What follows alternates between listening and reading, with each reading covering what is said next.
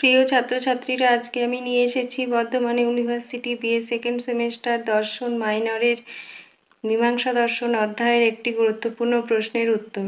প্রশ্নটি হলো, মীমাংসা দর্শন সম্মত অর্থাপত্তি প্রমাণ আলোচনা করো, অথবা মীমাংসকর কেন অর্থাপত্তিকে স্বতন্ত্র প্রমাণ বলেন তা আলোচনা করো। ভারতীয় দর্শনে প্রমা বা যথার্থ জ্ঞান লাভের উপায়কে প্রমাণ বলা হয়। মীমাংসা দর্শনে অর্থাপত্তি একটি স্বতন্ত্র জ্ঞান লাভের উপায় বা প্রমাণ বলে স্বীকার করা হয়েছে। অর্থাপত্তি শব্দের ব্যুৎপত্তি হল অর্থস্য আপত্তি, অর্থাৎ ব্যুৎপত্তিগতভাবে অর্থাপত্তি বলতে বোঝায় কোনো বিষয়কে ব্যাখ্যা করতে গিয়ে অর্থের যে কল্পনা করা হয় তাই অর্থাপত্তি। যেমন কোনো ব্যক্তি দিনের বেলায় আহার করেন না, অথচ তার শরীর স্থূলকায় দেখে কল্পনা করা হয় যে ওই ব্যক্তি রাত্রিরে আহার করেন। এইরূপ কল্পনাকে অর্থাপত্তি বলা হয়। সবরস্বামী সবরভাষ্যে অর্থাপত্তির ব্যাখ্যায় বলেছেন যে অদৃষ্ট বিষয়ের কল্পনা না করলে দৃষ্ট বিষয়ের কোনো অসঙ্গতির সমাধান খুঁজে পাওয়া যায় না। সেই অদৃষ্ট বিষয়ের কল্পনাই হলো অর্থাপত্তি। যেমন দেবদত্ত জীবিত, অথচ তিনি বাড়িতে নেই, কাজেই কল্পনা করতে হয় যে দেবদত্ত বাড়ির বাইরে কোথাও আছে। বাড়ির বাইরে কোথাও আছে এইরূপ কল্পনা না করলে বাড়িতে না থাকার বিষয়টিকে ব্যাখ্যা করা যায় না। আবার নারায়ণ ভট্ট মানমেয়োদয় গ্রন্থে বলেছেন, যখন কোনো কিছু অন্যভাবে অনুপপন্ন তখন তার ব্যাখ্যার জন্য যে উপপাদকের কল্পনা করা হয় তাই অর্থাপত্তি। অর্থাপত্তির প্রকারভেদ। মীমাংসক মতে অর্থাপত্তি দুই প্রকার, যথা দৃষ্টার্থাপত্তি এবং শ্রুতার্থাপত্তি।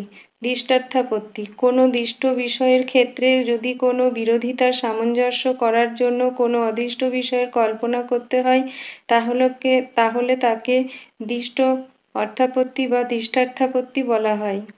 যেমন দেবদত্ত দিনের বেলায় আহার করেন না, অথচ তার স্থূলকায় শরীরকে দেখে কল্পনা করা হয় যে দেবদত্ত রাতের বেলায় আহার করেন, তাহলে এক্ষেত্রে দৃষ্ট অর্থাপত্তি হবে।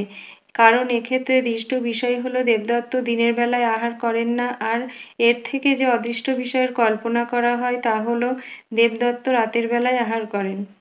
শ্রুতার্থাপত্তি: কোনো বাক্য শ্রবণ করার পর কোনো শব্দের অর্থ বোঝার জন্য কল্পনা দ্বারা যে অর্থাপত্তি প্রয়োগ করা হয় তাই হলো শ্রুত অর্থাপত্তি বা শ্রুতার্থাপত্তি।